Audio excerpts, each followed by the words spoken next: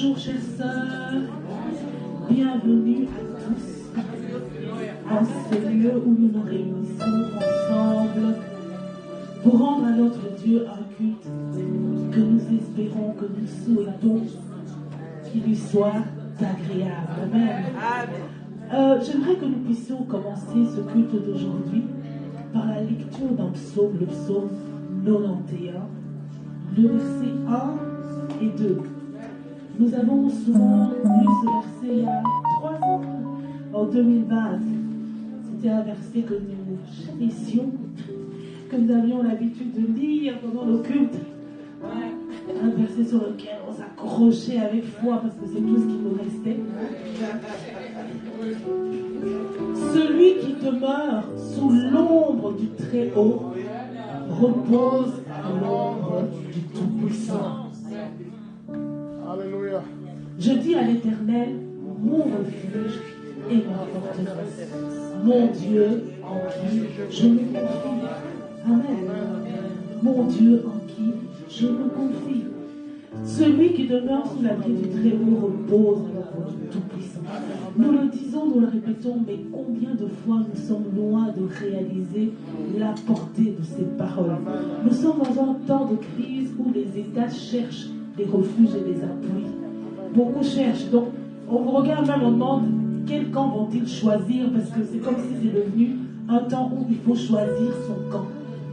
Et j'entendais cette semaine même un journaliste dire d'un État, ils ont l'appui des États-Unis qui a l'armée la plus puissante au monde. Je me dis, ok. Amen. Les gens cherchent l'appui de celui qui est le plus puissant du monde, celui qui peut faire peur aux autres, celui qui peut rassurer. Amen. Mais vous, gratuitement, vous avez cette grâce. Lorsque vous reposez, vous demeurez sous l'abri du Très-Haut, la parole dit, nous demeurons sous l'ombre du Tout-Puissant. Sous l'ombre du Tout-Puissant. Plus puissant que tous les États, plus puissant que toutes les coalitions qui peuvent exister sur terre, dans le ciel et sur la terre. Plus puissant. Ce Dieu-là est notre abri sur lequel nous pouvons compter et nous réfugier.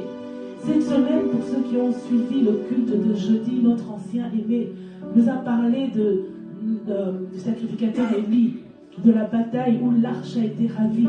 Et une phrase m'a frappée, c'est qu'on dit qu'Élie était assis, mais il s'inquiétait pour l'arche. Amen. Ça m'a troublé parce que je me dis, mais cet homme avait 2 fils sur le champ de guerre. Il avait 2 fils qui était allé combattre. Mais son inquiétude, on nous dit, il s'inquiétait pour l'arche. On ne dit pas parce qu'à d'autres endroits, on dit pour tel, le fils et tout, oui, je ne pense pas qu'il n'était pas affecté. Mais son inquiétude, c'était pour l'arche. Parce que lui avait compris ce que représentait l'arche. En ce temps-là, l'arche, c'était cette présence du Seigneur. C'était cette faveur de Dieu. Et l'arche, donc c'était son inquiétude. Que devient l'arche sur le champ de bataille? Que devient l'arche sur le champ de bataille? Et on nous dit que quand le soldat qui a fui le champ de bataille est revenu, lui annonçait ce qui s'y était passé, il lui a annoncé que ses 2 fils étaient morts. Et on dit que c'est quand il a parlé de l'arche et du fait que l'arche avait été ravie, qu'il est tombé de sa chaise, qu'il s'est brisé la nuque et qu'il est mort. On nous parle de sa belle-fille, qui, en entendant que le beau-père, son mari, l'arche avait été ravie, a accouché, et que pendant qu'elle accouchait, apparemment, elle était en train de mourir, on est venu la rassurer, tu as accouché d'un garçon, et elle ne réagissait pas. Et elle a dit pourquoi? Parce qu'à cause, là par contre on dit, à cause de son beau-père, de son mari, de l'arche. Mais elle finit par dire, la gloire de Dieu était ravie. Et elle a dit, à cause de l'arche. À cause de l'arche. Chers frères et sœurs, lequel d'entre nous ici a une telle inquiétude par rapport à la présence de Dieu dans sa vie? Lequel d'entre nous manifeste cette inquiétude qui surpassait même celle de perdre ses fils? Son inquiétude à lui, c'était de perdre l'arche, de perdre la présence du Seigneur. Parce qu'il savait que quand on perdait l'arche, la gloire de Dieu est bannie d'Israël. La gloire de Dieu est bannie d'Israël. Aujourd'hui, nous vivons un temps de grâce. Aucun ne peut nous bannir cette présence parce qu'il promet lui-même qu'il sera avec nous jusqu'à la fin des temps. Le Seigneur, notre Dieu, est présent pour nous. Quels que soient les combats de nos vies, Personne ne peut nous ravir l'arche. Personne ne peut nous arracher ce que nous avons reçu par grâce, par aucun effort, par aucune construction de nos propres mains. Aucun ne peut aujourd'hui nous ravir cette présence de Dieu. Est-ce que nous ne pouvons pas simplement alors profiter de cette présence, profiter de la grâce, de la faveur qu'il y a dans cette présence, profiter de cette chose qu'ils avaient eux si peur de perdre, mais qu'aujourd'hui, par la grâce de Dieu, nous avons avec nous, en nous, pour nous et pour toujours. Élevons nos voix et bénissons le Seigneur. Éternel, nous voulons te rendre grâce. Nous voulons te dire merci. Parce qu'aujourd'hui, nous sommes, Seigneur, dans le temps de la grâce. Aujourd'hui, Seigneur, ta présence ne réside pas dans une arche. Ta présence ne réside pas, Seigneur, en quelque chose fait des mains des hommes. Mais tu vis et tu résides en nous, au milieu de nous et en nous. Et Dieu nous dit, Seigneur, que tu es avec nous jusqu'à la fin des temps. Oui, tu es présent au milieu de ton peuple et de tes enfants. Père, nous voulons te bénir et te glorifier, te rendre gloire. Parce que tu es le Tout-Puissant, à la vie duquel nous nous réfugions, Seigneur, et nous demeurons. Éternel, nous te bénissons. Parce que lorsque nous sommes réunis et rassemblés en ton nom, tu es présent. Ta parole est vraie et nous croyons que tu es présent. Ta parole est vraie, nous croyons que tu es présent. Ta parole est vraie, nous croyons que tu es présent. Et parce que tu es là, ta gloire est là. Parce que tu es là, ta gloire est là. Parce que tu es là, ta faveur est là, Seigneur. Parce que tu es là, ta grâce est là. Parce que tu es là, tu sauves encore aujourd'hui. Parce que tu es là, tu délivres encore aujourd'hui. Parce que tu es là, tu libères encore aujourd'hui. Parce que tu es là, Seigneur, tu fais du bien à ton peuple. Parce que tu es là, tu essuies les larmes encore aujourd'hui. Parce que tu es là, tu transformes nos vies. Parce que tu es là, Seigneur, tu réponds à nos prières. Parce que tu es là, Seigneur, tu nous exauces aujourd'hui. Parce que tu es là, Seigneur. Parce que tu es là, la gloire est là. Parce que tu es là, ta présence envahit ces lieux. Ta présence envahit ces lieux. Ta présence envahit ces lieux. Oui, tu es présent au milieu de ton peuple comme un héros qui sauve. Oui, tu es présent au milieu de ton peuple comme un héros qui sauve. Le Dieu qui calme les tempêtes, tu es là. Le Dieu qui essuie les larmes, tu es là. Le Dieu qui connaît le souci de nous-mêmes, tu es là. Le Dieu qui porte nos fardeaux, tu es là. Oui, tu es là au milieu de nous. Tu es là au milieu de nous. Et nous voulons encore t'accueillir en ce jour. Nous voulons nous réjouir de cette présence. Nous voulons nous réjouir de cette présence. Nous voulons, Seigneur, nous laisser envahir de cette présence. Nous voulons nous laisser transformer par cette présence. Nous voulons nous laisser, Seigneur, toucher par cette présence. Et nous voulons te laisser à l'œuvre au milieu de nous. À l'œuvre au milieu de ton peuple. À l'œuvre au milieu de tes enfants. Seigneur, que celui qui n'a jamais connu, Seigneur, on veut que tu connaisses aujourd'hui. Que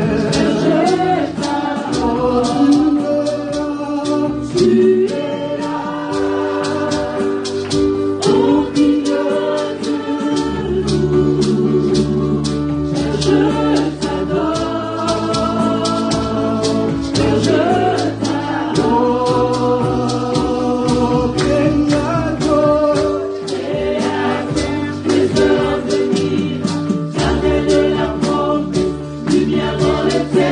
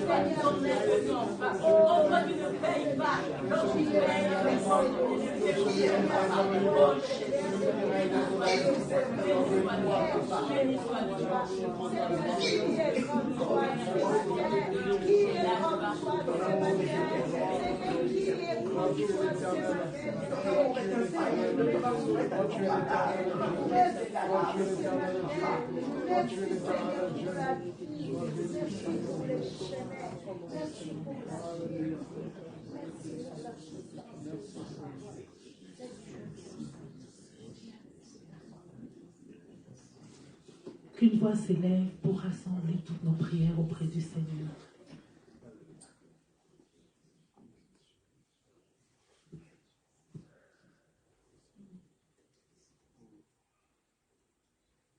Éternel notre Dieu, c'est pour nous une grâce de nous retrouver devant toi ce matin pour élever ton nom et pour proclamer tes hauts faits et tes bienfaits.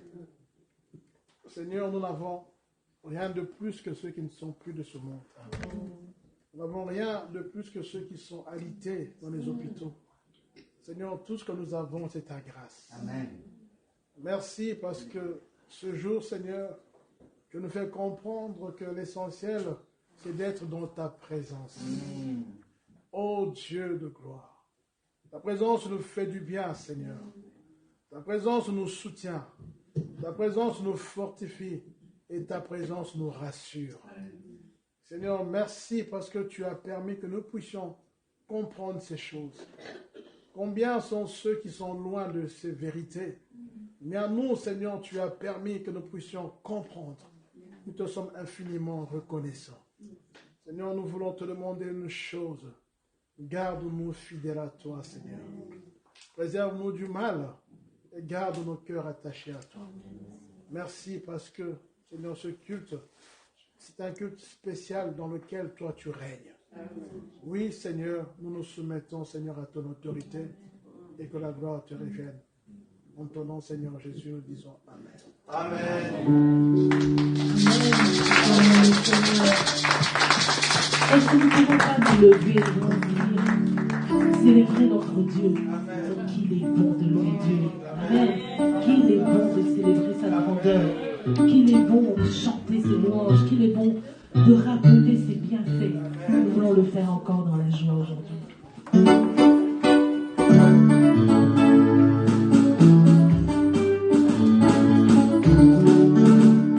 Il est bon de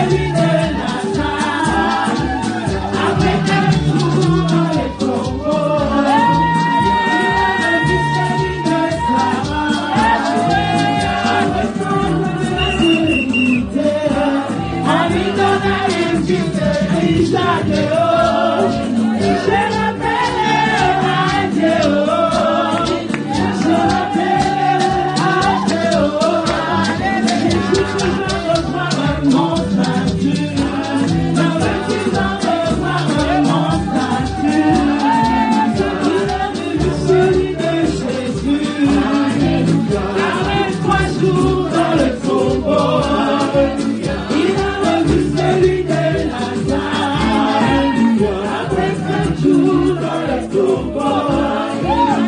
a revu celui de Sarah. Alléluia. Et ton éternel sérénité. En lui donnant un fils Isaac. Et moi j'appelle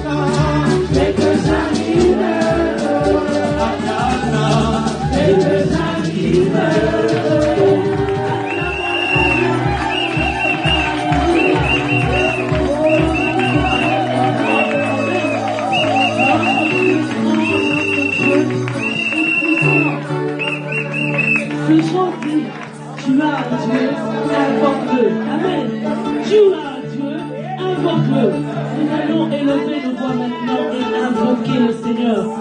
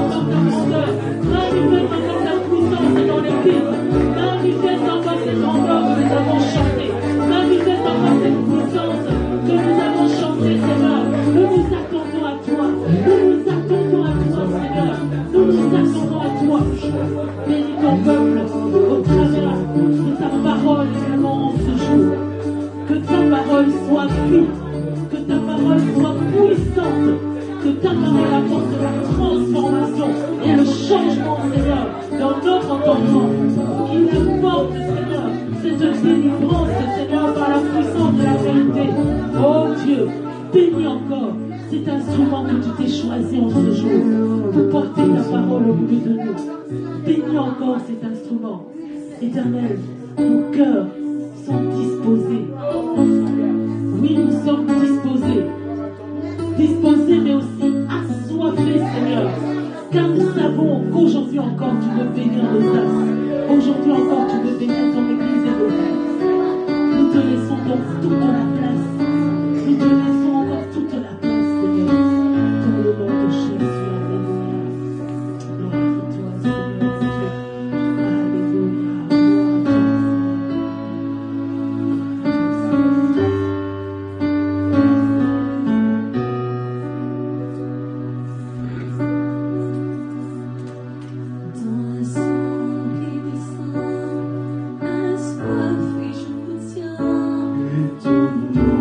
Gloire à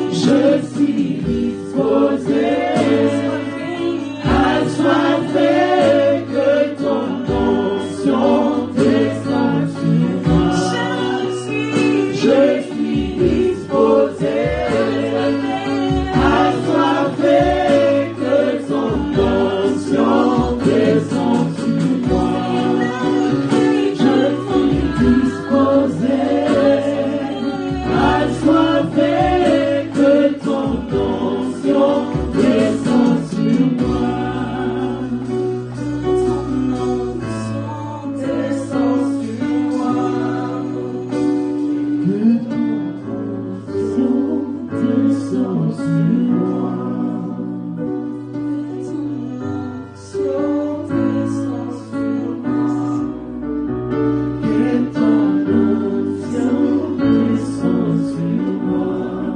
Dieu.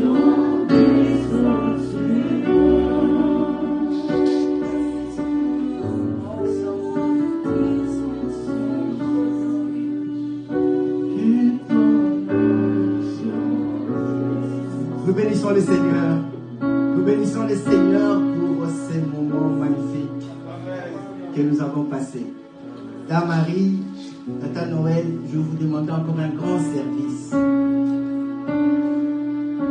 Et je voudrais qu'on recommence un peu. Tu es merveilleux. Tu es plus grand que ce que... Alléluia. Vous savez, quand je prépare mes messages, souvent, on se moque de moi à la maison. Parce que la version de jeudi n'est pas la version de vendredi. La version de vendredi n'est pas la version de... J'ai fait des vingtaines de pages.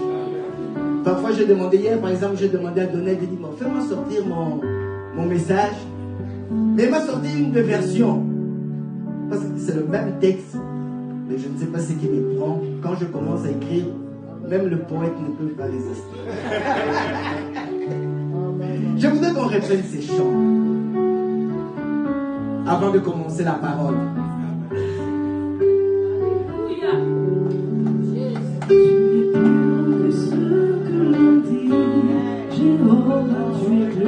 Oh Seigneur, tu es plus grand que ce que l'on dit. Jéhovah, tu es plus grand que ce que l'on dit. Oh, tu es excellent, tu es merveilleux. Tu es plus grand que ce que l'on dit. Jésus, tu es excellent, tu es merveilleux. Tu es plus grand que ce que l'on dit. Tu es plus grand que ce que l'on dit. Jéhovah, tu es plus grand que ce que l'on dit.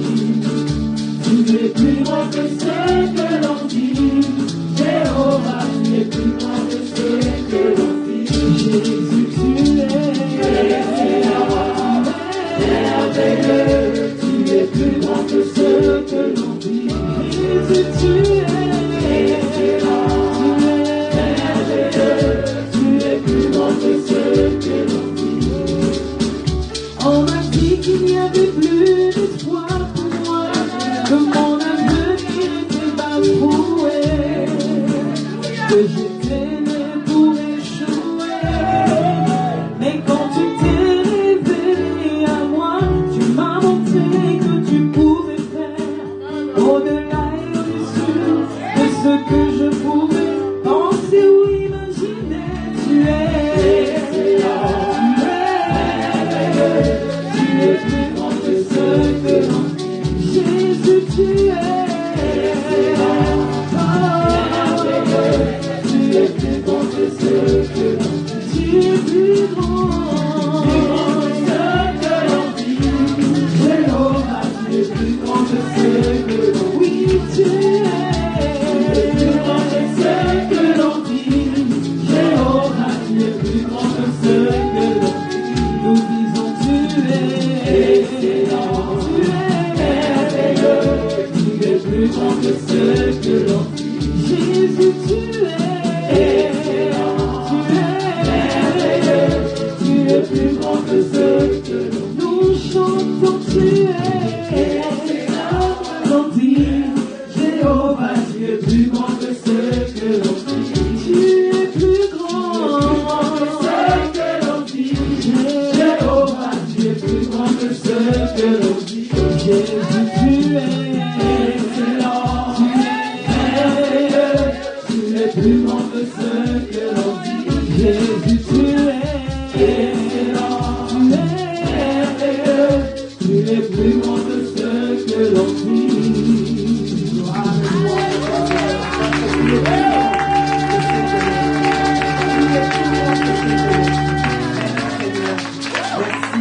Seigneur, nous bénissons ton nom.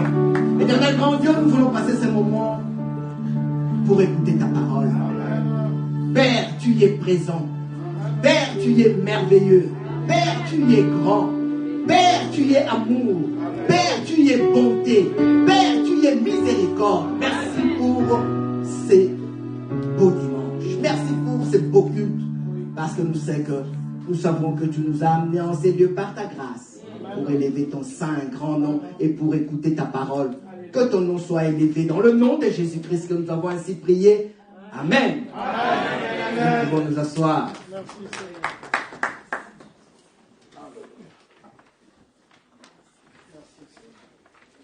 Le dimanche passé, quand je disais que je me suis mis devant la table, je préparais un message et je suis arrivé ici, quelqu'un a parlé.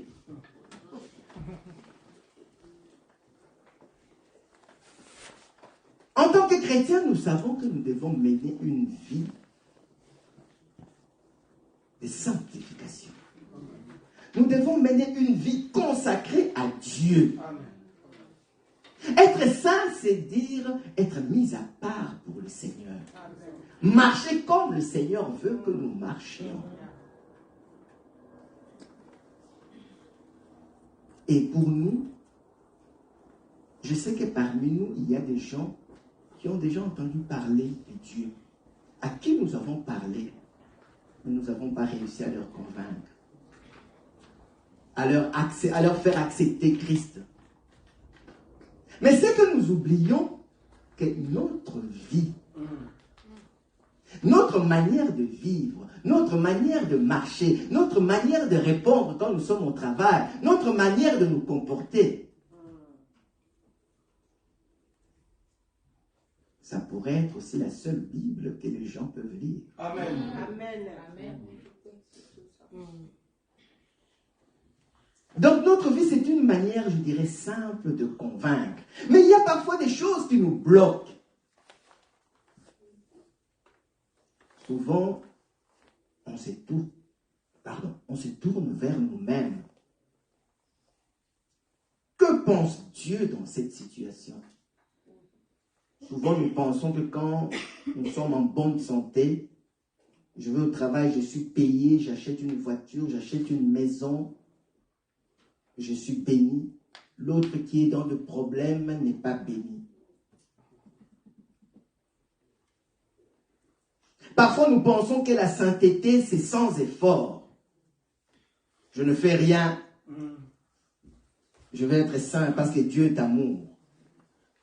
Nous oublions souvent notre responsabilité. Et ça, le pasteur Ali l'avait également bien souligné la fois passée, notre tolérance vis-à-vis de nos péchés mignons. On est vraiment tolérant. Mais j'ai aimé la prière ce matin quand nous avons commencé la prière d'intercession. Quand on s'est aimé à dire, Père, il y a des gens parmi nous qui ont des péchés, mais qui n'arrivent pas à se débarrasser. Aide-nous. Il y a des gens qui prient pour des problèmes, ils n'arrivent pas. Seigneur, je veux arrêter de me droguer, mais je n'arrive pas. Je veux arrêter de voler, mais je n'arrive pas. Dès que je vois. Aujourd'hui, nous voulons parler de l'invitation de Dieu. Amen.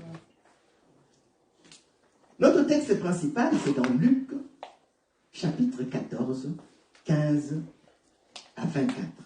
Luc, chapitre 14, verset 15 au verset 24.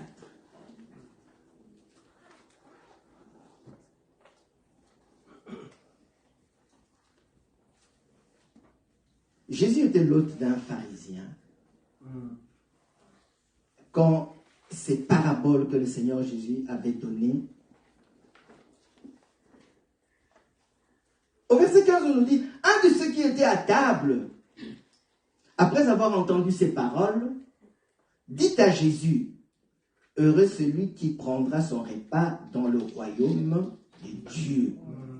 Parce qu'à ce moment-là, comme vous savez bien cette histoire, on pensait que c'était que le peuple juif serait invité à la fête au ciel. Mais écoutons la réponse de Jésus. Verset 16. Et Jésus lui répondit, un homme donna un grand repas et il invita beaucoup de gens. À l'heure du repas, il envoya son serviteur dire aux conviés, venez car tout est déjà prêt.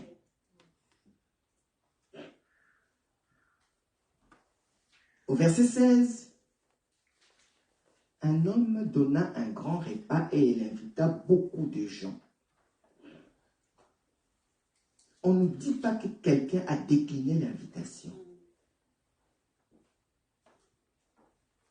Au verset 17, à l'heure du repas, il envoie son serviteur et dit aux conviés, venez car tout est déjà prêt.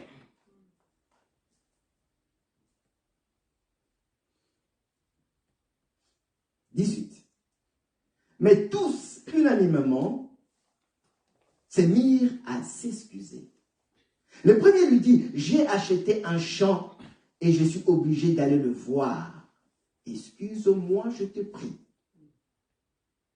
Un autre dit, j'ai acheté 5 paires de bœufs et je veux les essayer.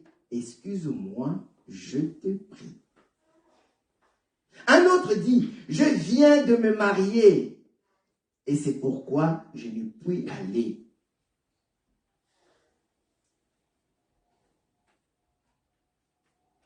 Le peuple d'Israël était appelé tout le long, quand on regarde bien dans l'Ancien Testament, à se préparer à l'arrivée du Messie. Au verset 18, on nous parle des excuses. On dit le premier lui dit, j'ai acheté un champ et je suis obligé d'aller le voir, excuse-moi. Je ne sais pas si il y a des gens qui achètent des champs sans les avoir vus. J'ai acheté un champ, je ne peux pas. Ah, c'est une bonne excuse. Mais qui a déjà acheté un champ? Je ne sais pas, peut-être tu as beaucoup d'argent, tu achètes sans te rendre compte. Mais souvent, on le voit à l'avance.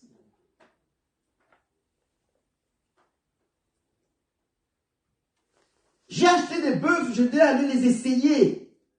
Tu ne les as pas vus avant? Quand tu achètes comme ça, sans.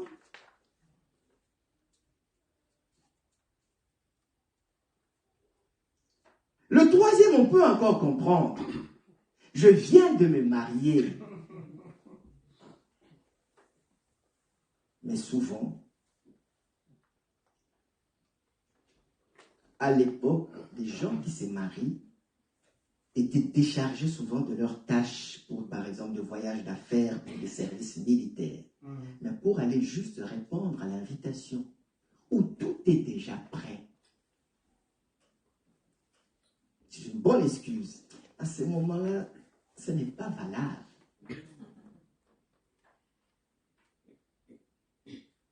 Verset 21. Le serviteur de retour apporta ces choses à son maître. Alors le maître de la maison, irrité, et dit à son serviteur, va promptement dans les places et dans les rues de la ville et amène ici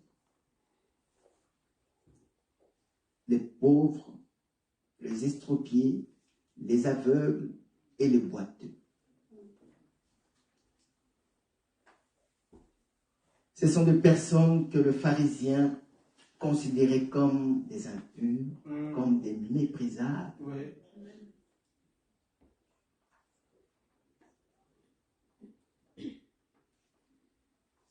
Le serviteur dit au maître, verset 22, « Ce que tu as ordonné a été fait. Il y a encore de la place. » Amen. Et le maître dit au serviteur, « Va dans le chemin et le long des haies, et ce que tu trouveras, contrains-les d'entrer, afin que ma maison soit remplie. »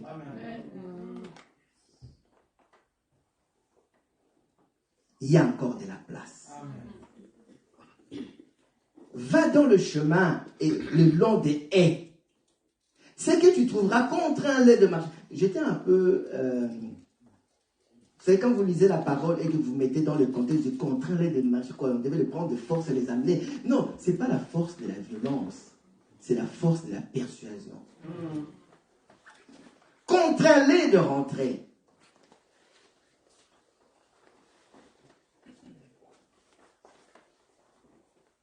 Comme le peuple avait refusé, comme le peuple avait présenté des excuses, ils sont exclus du repas. Ils sont exclus de la fête. Et on appela d'autres personnes. Des gens qu'on considérait comme impurs, méprisables. On allait même le long des haies chercher des gens. Venez, ma maison doit être remplie. Ça, c'est notre texte principal.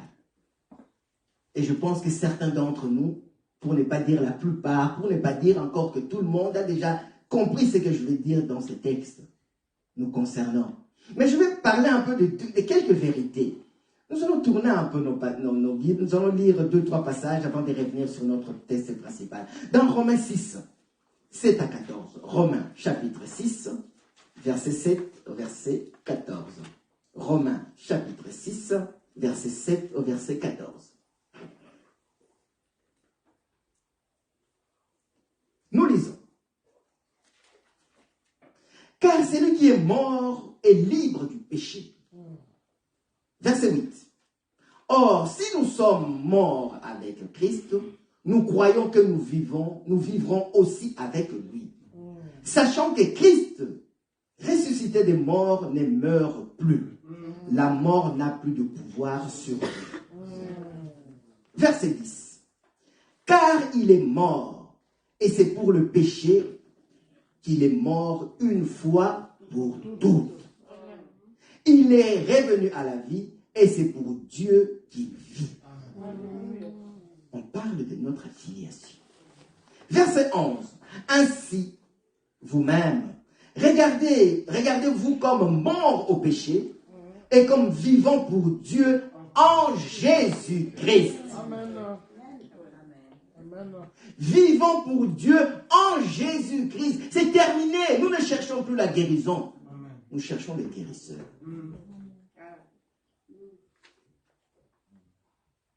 La plupart d'entre nous, nous pensons que le travail que j'ai, si je le perds, c'est fini. Je suis mort. C'est fini. Mais ce n'est qu'un moyen que Dieu a utilisé. Il y en a tellement. Amen.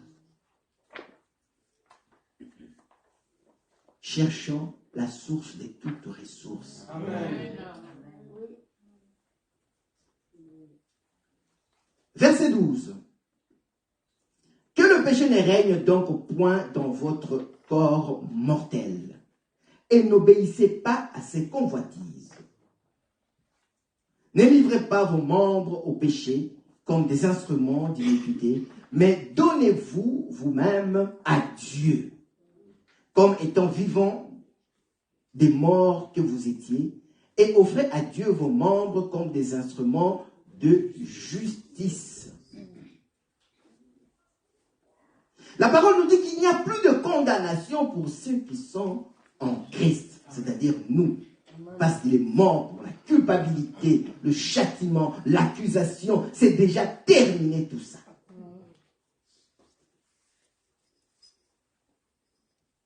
Au verset 14. Car le péché n'aura point de pouvoir sur vous. Les dimanches passés, on nous a fouettés ici, on nous a rappelé et ré-rappelé que le péché est un, si vous vous souvenez, est un choix. Je réponds le verset 14. Car le péché n'aura point de pouvoir sur vous, puisque vous êtes non sous la loi, mais sous la grâce. Et si on commence encore avec ces choses, non sous la loi, mais sous la grâce. Dans Jean 1,17, la parole nous dit, la loi a été donnée à Moïse, mais la grâce et la vérité sont venues avec Jésus-Christ. La loi a été donnée aux serviteurs. La grâce et la vérité sont venues avec le Maître, le Fils. La loi est parfaite, mais ne te rend pas parfait. La loi était sainte, mais ne te rend pas saint.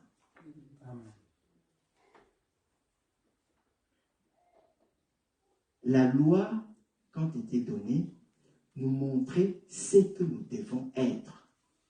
Tu ne dois pas faire ça, tu ne dois pas faire ça, pas voler, pas. Nous, quand on nous parle de la loi, on se rappelle de nos 10 commandements. Alors qu'au total, il y en a quoi? 413. Si tu désobéis à une, tu as désobéi à tout.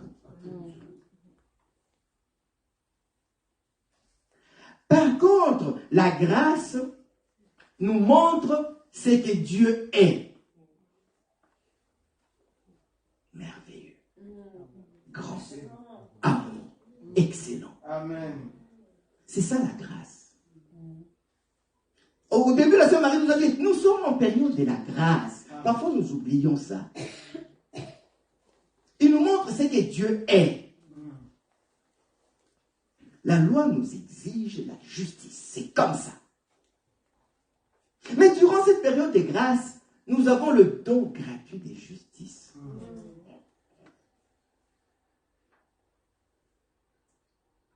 J'ai fait quand même vous lire 2 petits passages. Il y a même moi un peu dans Deutéronome 5:9.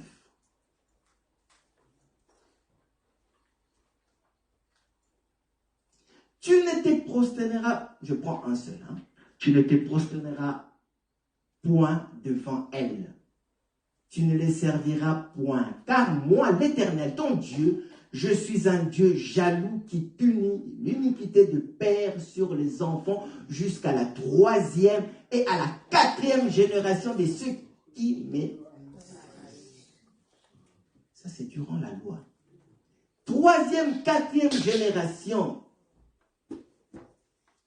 Le père a péché, mais ça continue. Ça, c'était durant la loi. Mais si on passe en période de la grâce, on va voir peut-être dans Hébreux 10, Yaya. Hébreux 10, 17.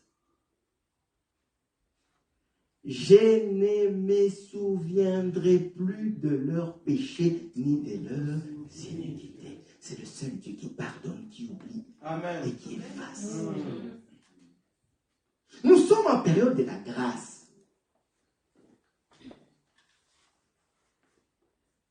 Vous savez, avec la loi, comme le Seigneur Jésus nous avait montré, on peut avoir un frère, on peut avoir une sœur, il prie beaucoup, il donne ses offrandes, il est respectueux, il lit la parole, il médite, mais il suffit d'avoir juste le regard déplacé. C'est terminé. La loi condamne même les meilleurs d'entre nous. On dit vraiment, si vraiment quelqu'un doit aller au ciel, c'est là. Elle doit aller. Mais la loi condamne. La différence de la grâce sauve les pires d'entre nous. Yes. Amen. Come on. Amen. Jésus, c'est tu es quand même magnifique. Amen. Dans le pire, où est-ce que je suis? Je suis dans le pire, dans le bon, dans le truc, je ne sais pas. Mais en période de la grâce, je suis sauvé. Amen.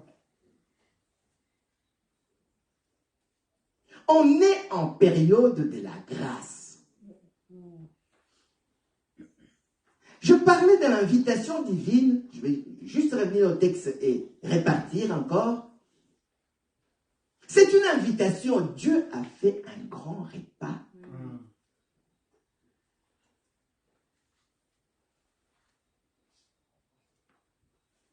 Les cultes commencent à 10h. Ça, c'est pour nous taquiner tous.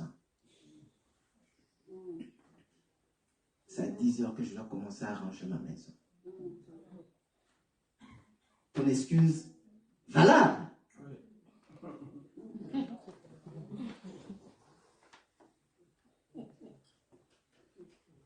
Si vous voyez ma maison, vraiment, elle est sale. Mais oui, tu savais que tu avais culte, non?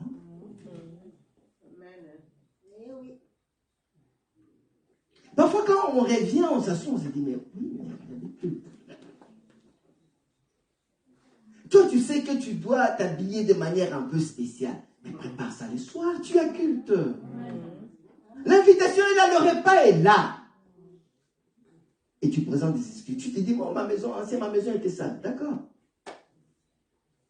Mais si je prends l'autre exemple, nous qui aimons notre travail, si tu sais que tu fais 50 km pour aller au travail et que ta voiture est en panne la veille, je ne suis pas sûr que tu vas attendre le matin pour dire, bon, maintenant nous allons chercher. Le soir même, tu vas déjà chercher. Amen. Mais nous, n'hésite pas dans des excuses. L'invitation divine. Nous allons voir 3 exemples dans la Bible. Des gens qui étaient mis dans des conditions un peu difficiles. Nous allons lire dans Ézéchiel, chapitre 1, versets 1 à 3. Ézéchiel, chapitre 1, versets 1 à 3. Ézéchiel, chapitre 1, versets 1 à 3. Ézéchiel, chapitre 1, verset 1 au verset 3. La 30e année, le 5e jour du 4e mois, comme j'étais parmi les captifs du fleuve du Kébar, les cieux s'ouvrirent et j'eus de visions divines. Le 5e jour du mois, c'était la 5e année de la captivité du roi Joachim. La parole de l'Éternel fut adressée à Ézéchiel, fils de Buzi, le sacrificateur, dans le pays de Chaldéen, près du fleuve du Kébar, et c'est là que la main de l'Éternel fut sur lui. Juste le contexte. C'était une situation très très difficile, une période très difficile pour le peuple de Dieu, parce que le peuple était en partie déporté. Et Ézéchiel partageait également, était également dans cet exil. Dans ces moments de désillusion,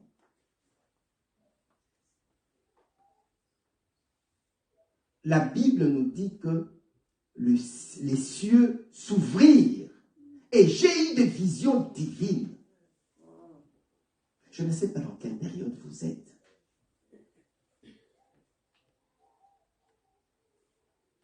Un peuple écrasé, déporté, exilé. Est-ce qu'ils ont encore de l'espoir? Pasteur, ma maladie fait 5 ans, 10 ans. Est-ce que j'ai encore de l'espoir?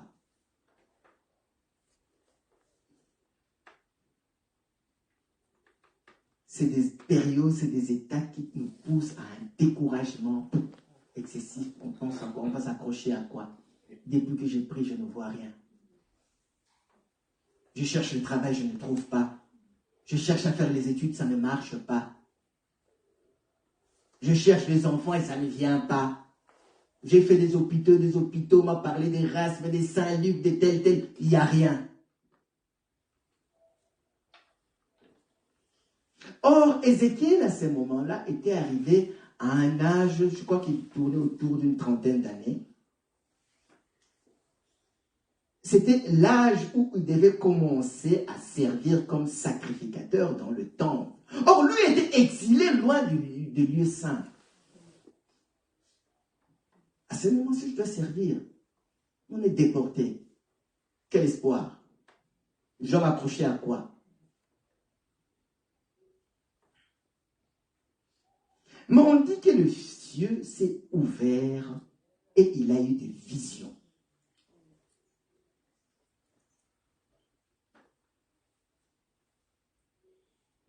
Par une révélation du Tout-Puissant, les cieux s'ouvrent. Ma prière est que ce matin, que les cieux s'ouvrent sur vous. Au-dessus des circonstances, au-dessus de tout ce qui peut arriver, que le ciel s'ouvre. Quelques passages dans la Bible où les cieux s'est ouvert, il y a eu ce moment-ci avec Ézéchiel. Rappelons-nous, quand Jésus-Christ était baptisé, et les cieux sont ouverts, et nous sommes en période de la grâce. Nous pouvons accéder librement, le voile s'est déchiré. Le ciel est ouvert. Mais attendons, je crains que ça se fermera à la fin.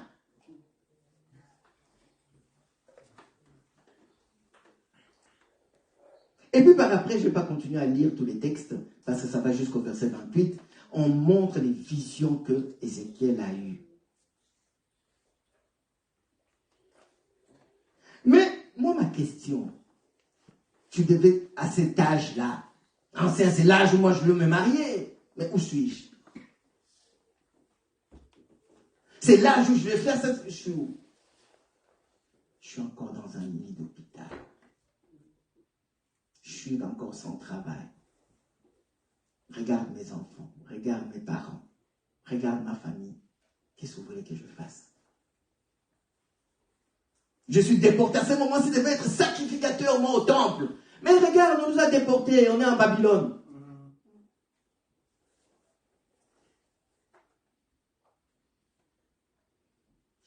Ma question, c'est qu'est-ce que Ézéchiel faisait? Est-ce qu'il faisait quelque chose de spécial? Est-ce qu'il s'attendait à la visite des dieux? Ou il s'est dit, c'est fini, Dieu nous a abandonnés? Comme nous aimons bien le dire. Moi, je pense qu'il vaquait simplement à ses occupations. Mais la seule chose qui m'intrigue un peu dans les textes, c'est que quand Dieu lui a parlé, Ézéchiel était disponible. Ézéchiel était sensible à l'esprit des dieux. Ézéchiel était prêt à répondre à l'appel des dieux. Je pense que quelle que soit la difficulté, quel que soit le problème dans lequel le peuple traversait, il continuait à répondre à l'invitation divine. Lorsque Dieu a parlé, Ézéchiel a écouté et il a répondu.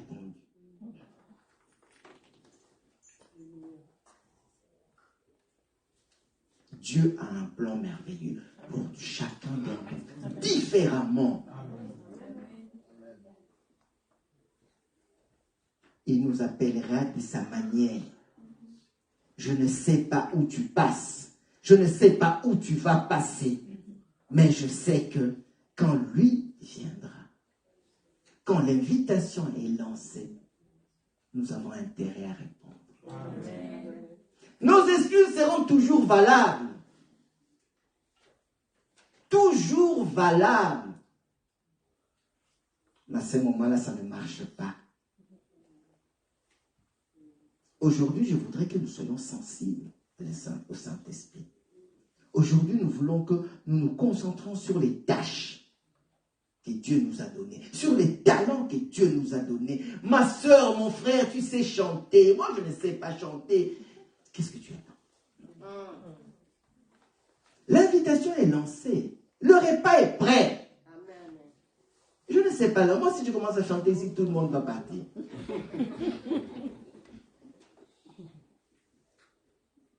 Tu sais conduire un culte. Tu sais exhorter. Tu sais prêcher. Tu attends quoi?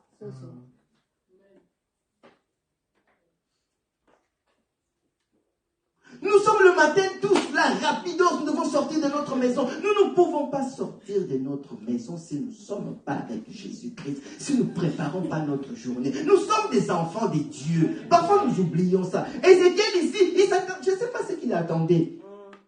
Mais juste pour comprendre, je sais que Dieu lui a parlé, il a répondu. Donc il était sensible, son esprit était toujours connecté. Nous ne pouvons pas sortir de notre maison sans la prière.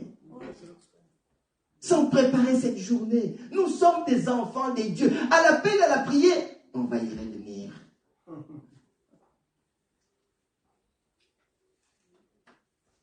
Dans Matthieu 6,33, la parole nous dit, cherchez d'abord le royaume et la justice de Dieu, et le reste vous sera donné par-dessus.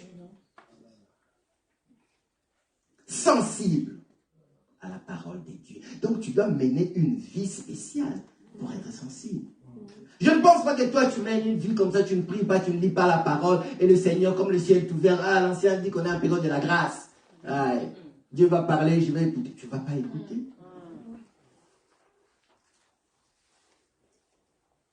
Si nous regardons la vie de notre de roi David, qu'est-ce qu'il faisait avant de devenir roi? Il gardait des moutons dans le désert. Car garder des moutons dans le désert pour devenir roi. Moi, si je n'ai pas de travail, ce que je fais, c'est humiliant. Ce que je fais, c'est comme ça. Je passe dans des périodes difficiles. Moi, je ne sais pas. Mais tout ce que je sais, c'est que la personne qui a permis que tu sois là, c'est pourquoi. Amen. David, quand il gardait le mouton, je pense que c'est en cette période qu'il a forgé sa relation avec Dieu. Est-ce que Dieu veut que tu passes dans cette période pour que tes faiblesses se transforment en force avant d'aller occuper ces postes-là? Parce que si on vient nous dire, oui, le roi, le prochain roi, il gardait les moutons dans le désert, je suis sûr que personne ne va accepter. Mais Dieu veut te forger. Tu passes par des périodes difficiles, oui. Ézéchiel, ici, ils étaient déportés, ils n'avaient plus. Qu'est-ce qu'ils pouvaient encore espérer? Mais Dieu lui a parlé. Le ciel s'est ouvert pour lui à ce moment-là. Mais nous sommes en période de grâce où le ciel est ouvert. Approchons-nous du trône de grâce. Les temps sont difficiles, je le sais. Si tu viens me dire ton problème, peut-être on va pleurer ensemble. Mais je ne veux pas t'apporter la solution. Mais la seule personne qui apporte la solution, c'est notre Dieu. Amen. Dieu veut que nous le fassions confiance. Si nous regardons la vie de Joseph, j'étais dans le puits, vendu par ses frères, il s'est retrouvé chef de domestique chez Potiphar. Et là, ton histoire, les gens qui vont la raconter, ça dépend d'où, de quelle période. Parce qu'il y a des gens qui vont dire, ah, c'est lui qui voulait aller avec la femme de Potiphar, non? Tu te retrouves en prison, et puis par après, le Premier ministre, qui va accepter?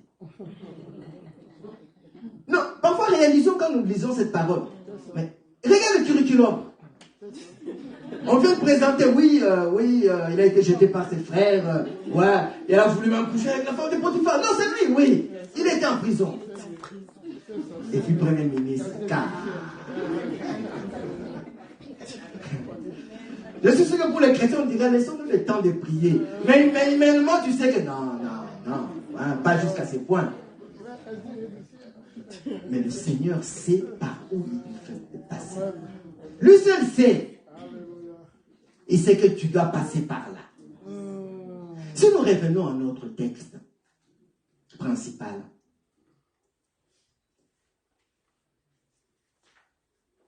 bon.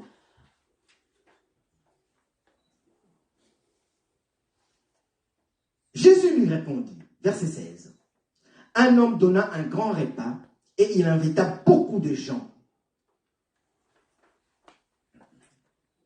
À l'heure du repas, il envoya son serviteur dire aux conviés, venez car tout est déjà prêt. Le repas est prêt, mes frères et sœurs. Frères, le repas est prêt. L'assiette de pardon est là. L'assiette de guérison est là. L'assiette de travail est là. L'assiette de la bonne santé est là. Tout est prêt. Amen.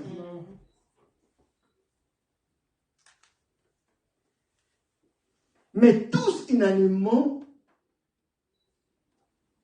se mirent à s'excuser.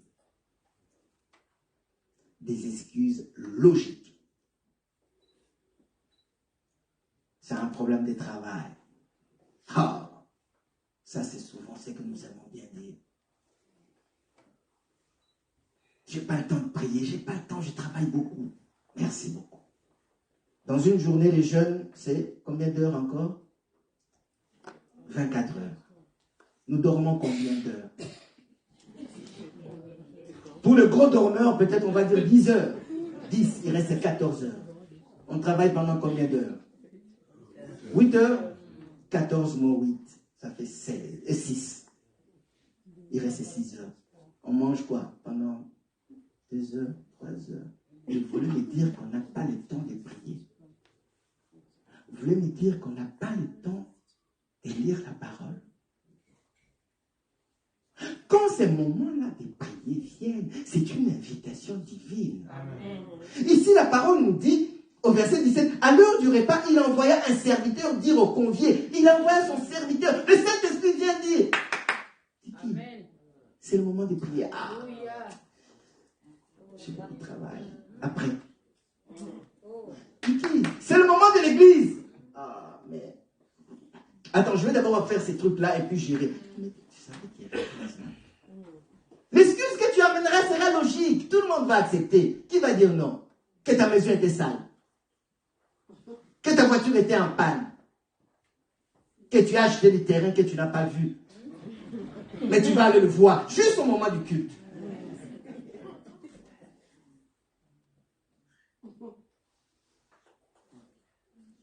Mais ici, faisons attention. Parce qu'au verset 21, le serviteur des retours rapporta ces choses à son maître. Alors le maître de la maison, irrité, dit à son serviteur,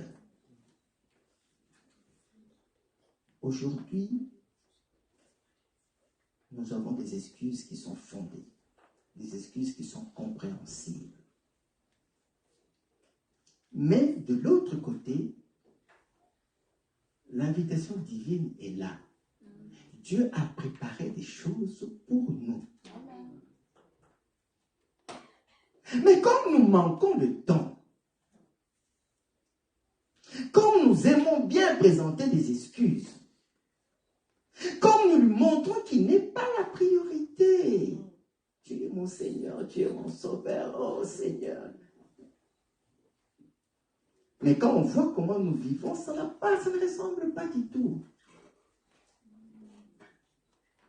Cela irrite le Seigneur.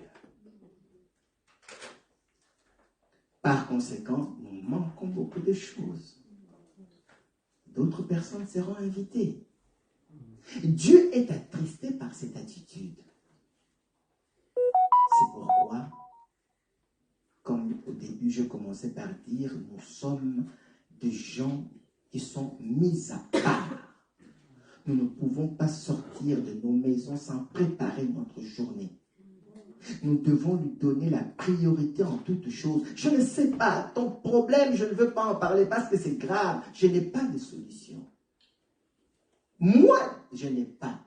Mais lui, il a la solution à tout problème. Mais l'invitation est là.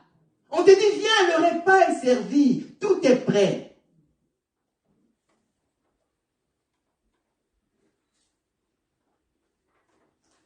Sinon, d'autres vont profiter de ces repas.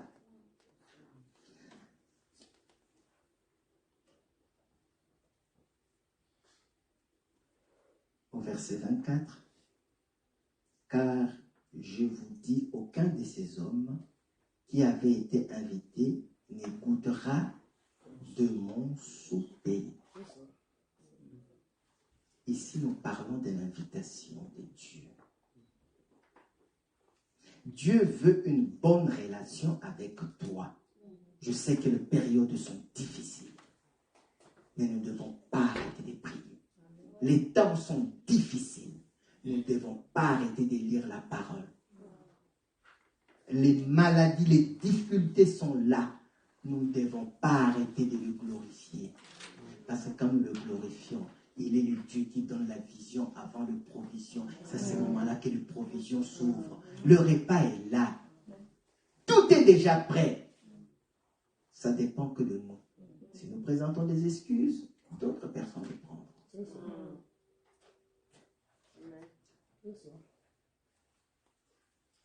Mon frère, ma soeur, pourquoi nous devenons rétrogrades? Avant ce travail, nous prions.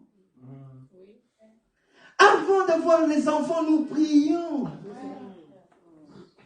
Avant d'acheter de devenir grands messieurs, nous prions. Plus de prière, je n'ai pas le temps. Plus de lecture de la parole, plus de méditation. La première préoccupation, comme je vous ai dit, c'est le travail. Si tu regardes bien le travail qui est 8 heures, on dort même plus. Et tous les temps qui nous restent, nous avons le temps. L'invitation est lancée. L'invitation est lancée. Ce n'est pas simplement que quand on dit allons à l'église. L'invitation est lancée le matin là quand tu te réveilles. L'invitation est là quand tu veux dormir. L'invitation est là quand tu as un repos. Oui, je fais un coupé quoi. Hein? Je travaille jusqu'à 14h et puis je reprendrai à 16h. L'invitation est là.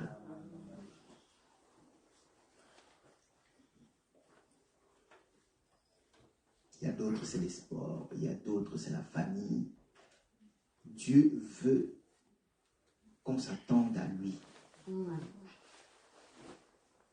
Prier, c'est s'approcher de Dieu. Prier, c'est parler avec Dieu. Quelles que soient les circonstances, comme nous avons vu avec Ézéchiel, les problèmes seront toujours là. Il nous a dit, il y aura des tribulations. Parfois, nous oublions. Des maladies graves. Mais lui, guérit. Je me rappelle, pour terminer, un jour, je vais nous accuser en fait. Un jour, j'étais parti avec le pasteur Patrick. Il y avait un bébé qui était né. On s'est dit, on va aller voir le bébé. C'était juste, on était dans l'hôpital, c'était jusqu'à quelques minutes, le bébé était né. Il est né par voie basse, mais il était sorti par ventouse. Je ne sais pas, la sœur Marie le sait. Sûrement les mamans le savent. Vous avez déjà vu un bébé qui sort par ventouse? Tu sais, on était avec le pasteur Patrick. Et puis la chérie qui rentre, il dit, oh mon petit mignon.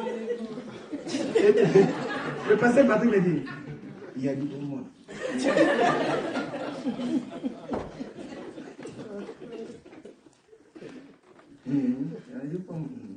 Petit mignon.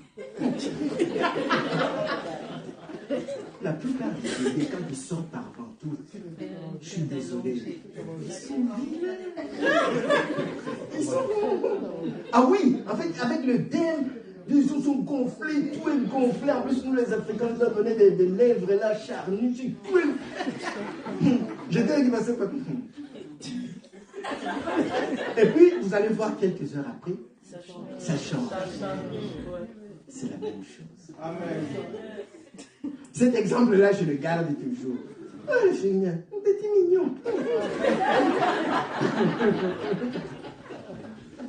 Et puis, en blaguant avec le pasteur Patron, on se disait, oh, si on nous laisse avec ces bébés, quelqu'un passe ici. Ok, c'est votre bébé. Non, je suis en train de le garder.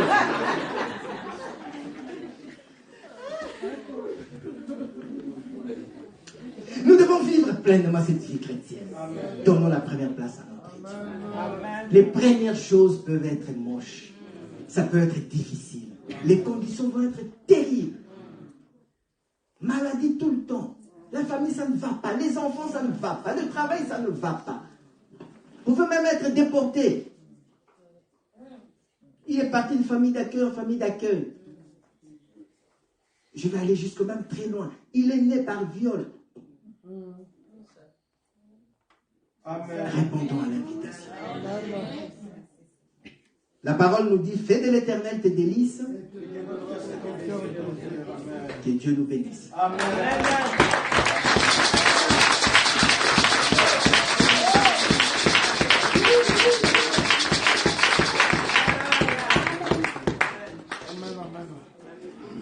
Nous allons juste prier pour dire à notre Dieu que nous allons répondre à cette invitation. L'invitation est lancée. L'invitation, ce n'est pas simplement venir au culte. C'est tout le moment que nous passons avec le Seigneur. Les difficultés sont là. Les maladies sont là. Mais je sais que nous sommes avec le roi des rois, le Seigneur des seigneurs. C'est lui qui dit un mot, la lèpre disparaît. Amen. Il dit un mot, le sourd entend.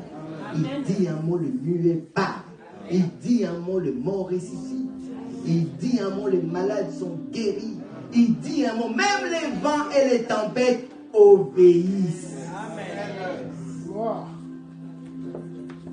Père, nous t'adorons, nous te disons merci parce que tu es Dieu. D'âge en âge, tu es Dieu. Nous voulons te dire merci encore, ô Éternel, parce que le repas est prêt. L'invitation est lancée. Père, ton peuple est là. Ton peuple se met devant toi, ô Éternel, pour te dire que nous t'aimons. Que nous voulons faire de toi notre priorité. Père, nous voulons marcher comme toi tu le veux. Bénis tout un chacun de nous. Père, nous voulons que les excuses soient loin de nous. À chaque fois où nous avons présenté des excuses, ô Éternel, que ça soit logique, que ça soit compréhensible. Mais papa, nous te demandons pardon. Accueille-nous, ô Éternel. Accueille-nous. Garde-nous dans la montagne sainte avec toi, ô Éternel. Conduis-nous, papa, dans le nom de Jésus-Christ. Tu es Dieu. Que ta grâce se manifeste dans notre vie. Que ta paix, le shalom, soit avec nous. C'est dans le nom de Jésus que nous avons ainsi prié. Amen.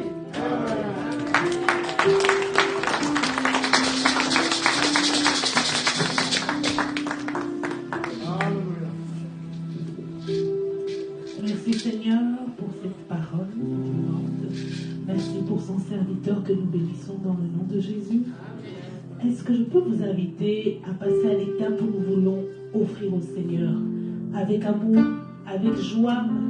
Nous voulons apporter nos offrandes et ce que nous avons pu prévoir, nous pourrons le faire physiquement. Vous pouvez le faire également en ligne par vos applications bancaires. J'aimerais juste que nous le faisions simplement avec joie et reconnaissance au Seigneur. Pourrions-nous nous lever, s'il vous plaît, pour chanter ce chant? Je chanterai de tout cœur les merveilleux de mon papa Yahweh. Il m'a orchestré des lèvres, il m'a délivré de tout péché.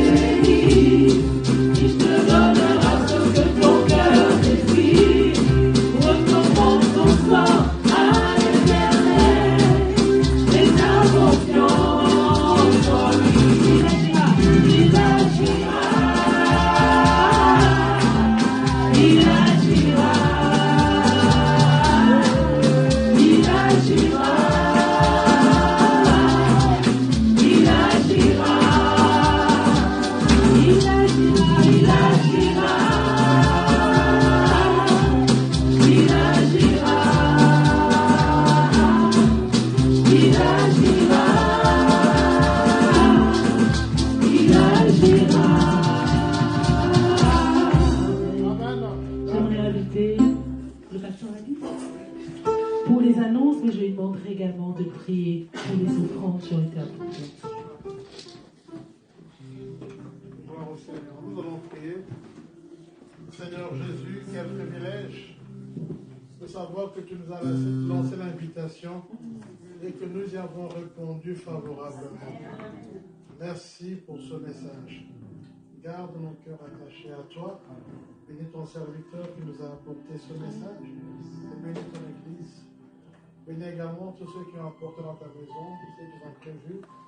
Bénis également ceux qui avaient la volonté et qui n'ont pas les moyens. Que tous servent à ta gloire.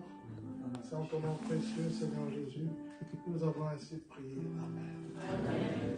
Amen. Amen. Gloire au Seigneur. Vous savez, pendant que l'ancien dit qu'il est en train de prêcher, une voix me disait, mais pour qu'on réalise que Jésus est Jéhovah Rapha, il faut qu'il y ait des malades. Amen. Pour qu'on réalise que Jésus pourvoit aux besoins, il faut qu'il y ait des difficultés. Amen. Pour qu'on réalise donc, pour voir la main de Dieu, il faut qu'il y ait ces choses. Alléluia. Amen. Donc il faut qu'il y ait des malades pour que le Seigneur guérisse. Amen.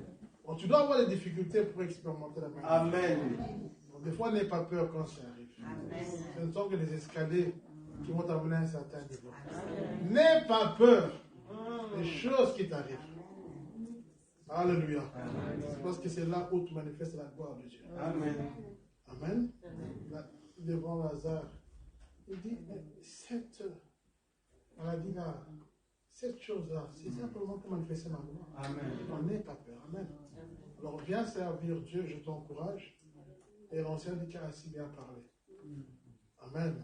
Avant de recevoir les invités, juste vous encourager à vous inscrire pour notre programme de prière. Nous avons pris la résolution de laisser l'Église participer, de laisser les fidèles conduire un temps de prière. Parce que nous croyons que chacun est serviteur. Amen. Ici, nous sommes une Église, pas des spectateurs, mais une Église des acteurs. Amen. Donc tu es aussi acteur pour l'œuvre du Seigneur. Donc la liste est là. C'est exceptionnel, on a ouvert à tout le monde. Alors, à la fin du culte, il n'y a que 12 places. Depuis le temps de Jean-Baptiste, les hommes des cieux, et les violents. Amen. Amen. Moi, je pensais, pendant que je suis en train de dire, quelqu'un va dire, pasteur, mets-moi déjà. Déjà, tout le monde est là. La liste est là. 12 places. Donc, c'est l'Église qui va conduire le temps de prière. Nous voulons que l'Église le fasse. Voilà, la liste est là, elle est sur l'ancien syndicat. On va voir les violents pendant que je parle, qui vont s'en emparer, qui vont s'inscrire pour conduire le temps de prière. S'il n'y a pas les gens, nous-mêmes, on va le faire. Nous allons arracher les bénédictions seuls. On va dire qu'on laisse que 5 minutes. Donc, si tu ne veux pas venir, nous, on va le faire seul. On va le faire.